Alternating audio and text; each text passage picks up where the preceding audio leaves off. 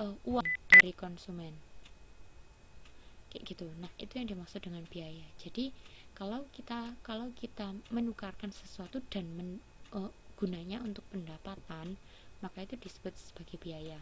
Tapi kalau dari bentuk aset ke aset yang lain, itu namanya cost. Nah, itu bedanya.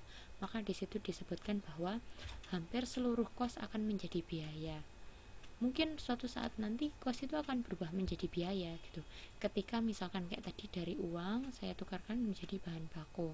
Nah, bahan baku ini kan bisa juga saya tukarkan setelah saya proses menjadi bahan baku, kemudian bahan baku ini saya proses menjadi produk jadi, dan produk jadi ini saya jual, maka kan di situ cost itu nanti juga akan berubah menjadi biaya gitu. Jadi ini cuma term-term aja sih. Pokoknya intinya kalau dari aset menjadi aset yang lain, tetap intinya adalah aset itu adalah cost. Atau beli gedung gitu kan, dari uang kemudian dipertukarkan menjadi kita beli gedung, itu kan dari aset ke aset yang lain, itu maka disebut sebagai cost. Tapi kalau misalkan kita mempertukarkan asetnya itu kita pertukarkan untuk bisa mendapatkan pendapatan, yaitu tentu yang dimaksud dengan biaya gitu. Jadi di situ makanya kan di bagian kanan itu dituliskan untuk yang biaya cost barang terjual atau biaya lainnya dalam laporan laba rugi. Jadi ini biasanya memang memperlibatkan adalah memperlibatkan jual beli antara kita dengan konsumen, karena disitu ada tulisannya cost barang terjual gitu. Sedangkan kalau yang cost itu tadi sediaan atau aset lain dalam neraca, jadi ini cenderung untuk hanya mempertukarkan aset saja. Iya, monggo silahkan. Nah, ini kayaknya ada yang menyuarakan mikrofonnya tuh. Ya, maaf saya harus mute. Oke, saya lanjutkan. Itu tadi ya bedanya antara cost dan juga biaya. Kemudian ada juga yang disebut sebagai rugi.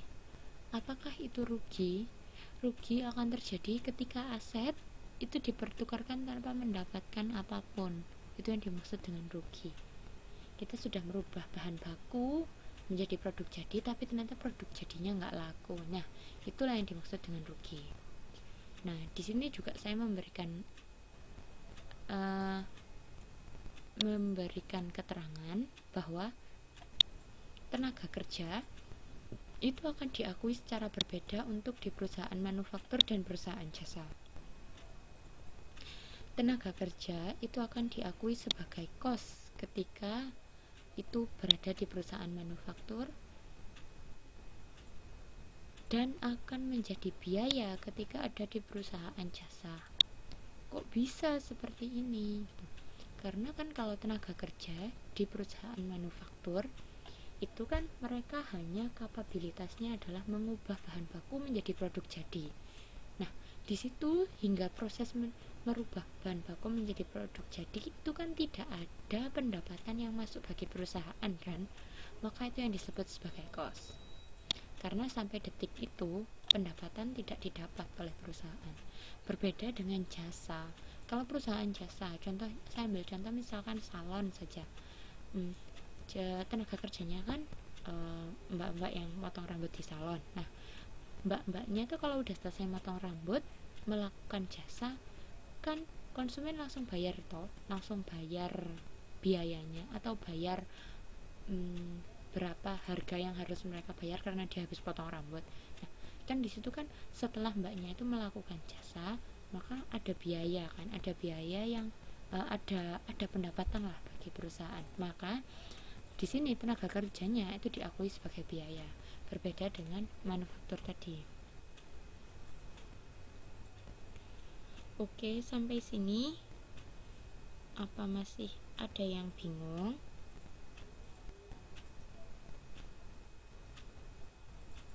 Atau mungkin ada yang mau ditanyakan? Tuh. Kalau nggak ada, saya lanjutkan ya. Oke.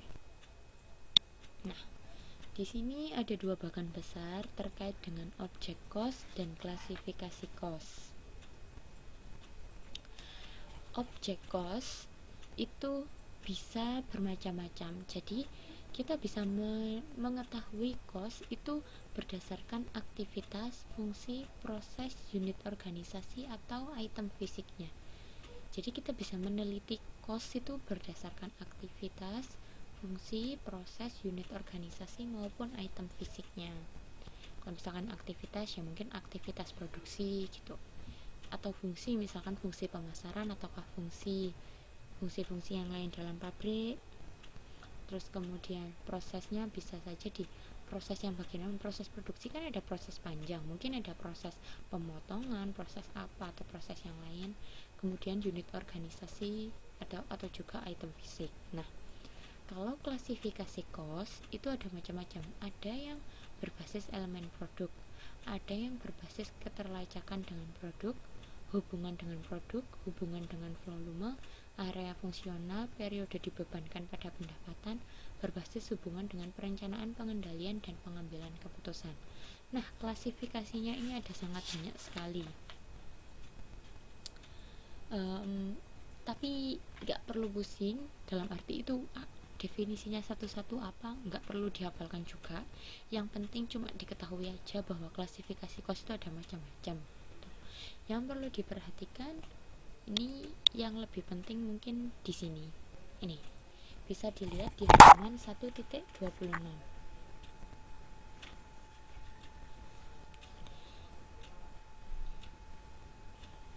Nah, di situ saya ada dua gambar. Untuk gambar yang sebelah kiri itu menjelaskan tentang klasifikasi cost berbasis elemen produk. Nah, karena elemen produk itu seperti yang sudah saya jelaskan pertama kali tadi ada 3, bahan baku, overhead pabrik, dan tenaga kerja. Nah, bahan baku dan juga tenaga kerja itu dibagi menjadi 2. Ada yang disebut sebagai bahan baku langsung dan ada juga yang disebut sebagai bahan baku tak langsung. Sedangkan tenaga kerja dibagi lagi menjadi tenaga kerja langsung dan juga tenaga kerja tak langsung. Nah, bahan baku langsung itu disebutnya sebagai bahan baku. Kalau tenaga kerja langsung itu disebutnya sebagai tenaga kerja langsung. Sedangkan kos-kos yang lain di luar bahan baku langsung, di luar tenaga kerja langsung itu masuknya overhead. Jadi termasuk yang overhead itu termasuk apa saja? Bahan baku tak langsung, tenaga kerja tak langsung, dan juga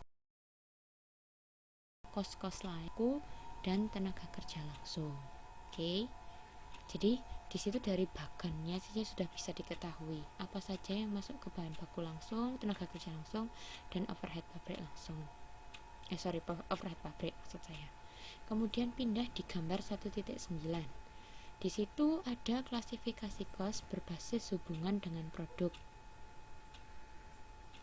Tenaga kerja tak langsung contohnya apa? Oke, kalau tenaga kerja langsung itu adalah tenaga kerja yang bersinggungan langsung dengan proses produksi. Jadi kayak misalkan operator mesin di dalam pabrik itu adalah tenaga kerja langsung. Tapi kalau Pak Satpam yang jaga gedung, yang jaga pabrik, itu kan tidak bersinggungan langsung dengan proses produksi, tapi dia juga tenaga kerja kan, maka itu yang disebut sebagai tenaga kerja tak langsung. Atau contoh lainnya mungkin cleaning service. Nah, cleaning service itu kan bukan dia kan tidak bersinggungan dengan proses produksi langsung, jadi itu masuk ke tenaga kerja tak langsung gitu. Oke, paham ya?